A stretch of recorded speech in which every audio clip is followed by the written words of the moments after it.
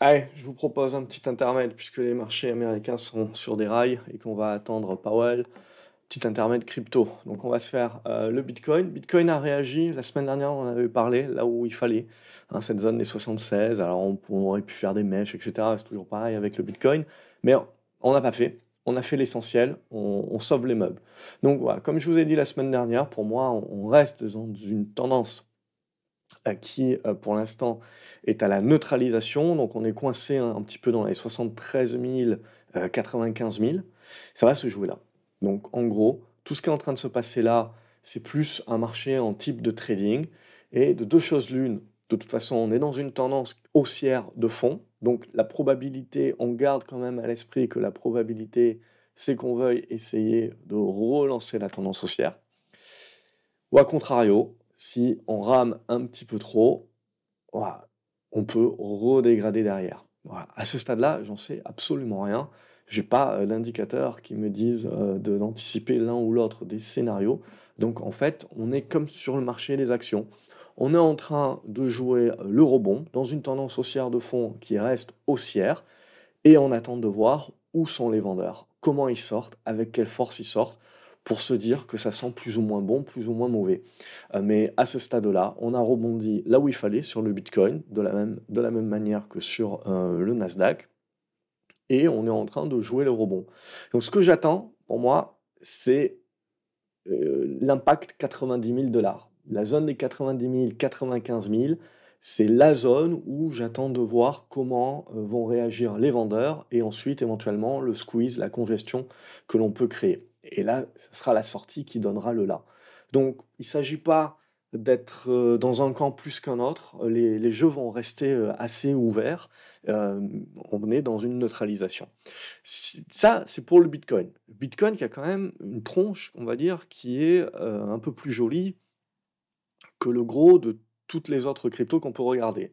Si on regarde AV par exemple, on voit bien qu'on a beaucoup de mal à rebondir. Alors évidemment, si le Bitcoin arrive à aller chercher 90 000, 95 000 et à améliorer au fur et à mesure sa tendance, il y a fort à parier évidemment que toutes ces autres cryptos vont réussir. Par exemple, AV, on devrait pouvoir revenir chercher les 210 dollars.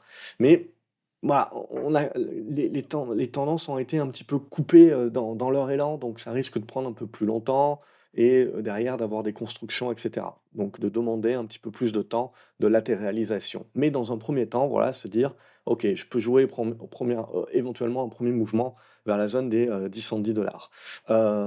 Si je vais prendre de l'Ethereum, si je regarde, alors, j'ai des trucs qui bougent en même temps, ok. Ethereum, il n'y a pas, ça va être la même idée. Ça fait quand même très très mal. On n'a pas conservé ce qu'on aurait dû conserver. La tendance est quand même nettement dégradée. Mais voilà, on fait du rebond technique. Ok, très bien. Si on veut faire du rebond technique prolongé, on peut essayer d'aller chercher à nouveau 2003-2004.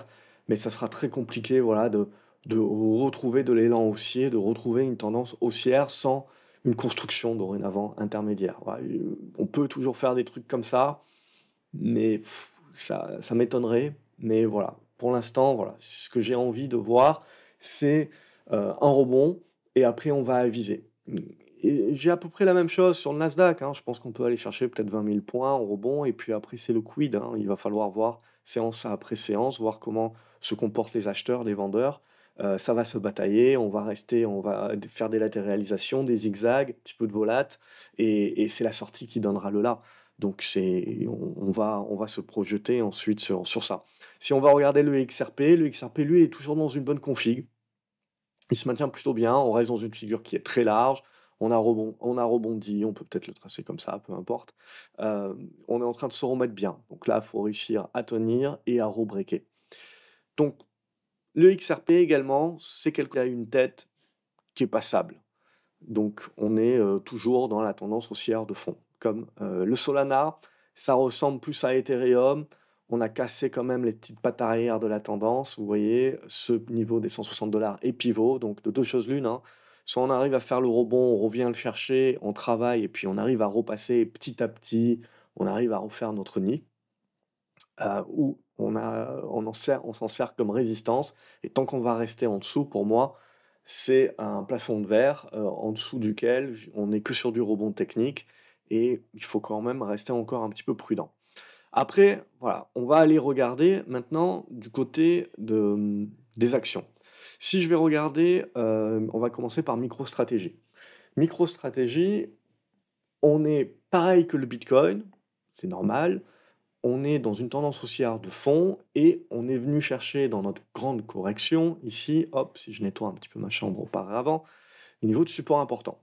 On y réagit assez violemment, on fait du zigzag, voilà, et on se cherche, et on construit. Et on arrive sur la zone qui va nous intéresser, c'est-à-dire la zone des 310 à 320 dollars.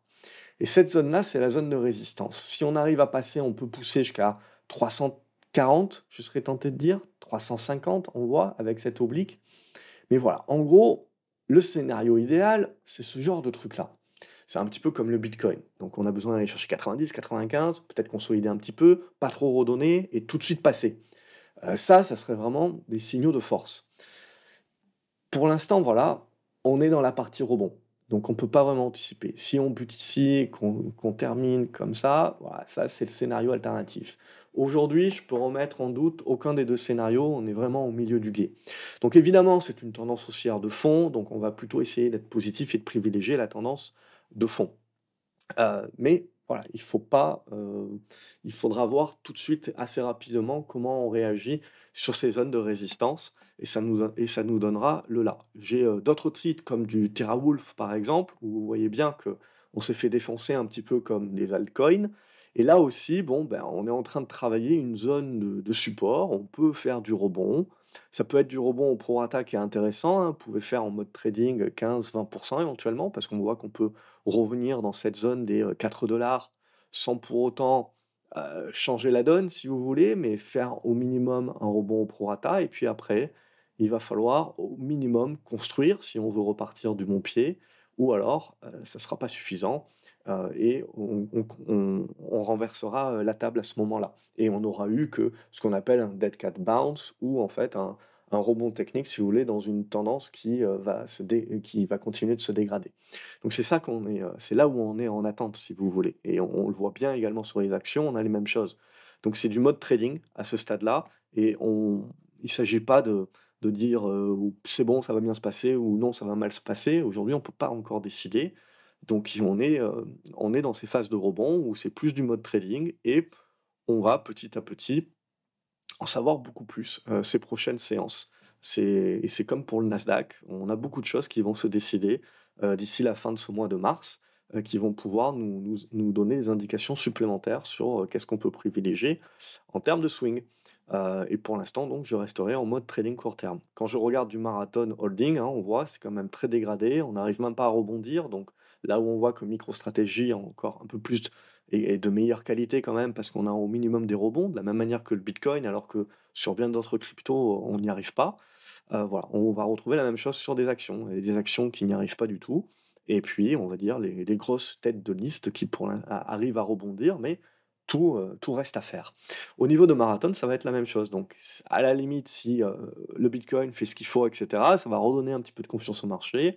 On va pouvoir éventuellement reconstruire dans cette zone. Et là, il faudra réussir à s'en échapper par le haut. Mais vous voyez, enfin, il y a beaucoup de travail, il y a beaucoup de choses avant de commencer à enclencher des scénarios de retournement haussier. On a cassé quand même pas mal de dynamiques.